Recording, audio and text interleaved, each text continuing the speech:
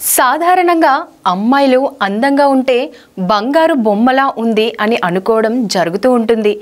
కానీ మహేష్ బాబు బంగారు బొమ్మలా ఉంటాడని అంటూ నిన్న రాత్రి జరిగిన ప్రీ రిలీజ్ ఈవెంట్లో శ్రీలీల చెప్పడం జరిగింది.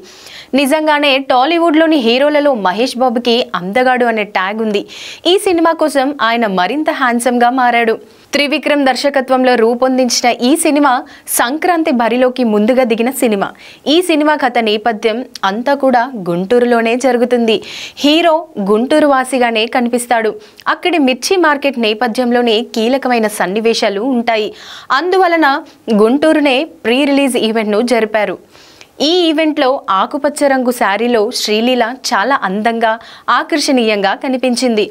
అందరూ ఆమె అందాన్ని అలా చూస్తూ ఉంటే ఆమె మహేష్ బాబు అందం గురించి మాట్లాడటం అభిమానులను ఆకట్టుకుంది. మహేష్ బాబు గారు చాలా అందంగా కనిపిస్తారు.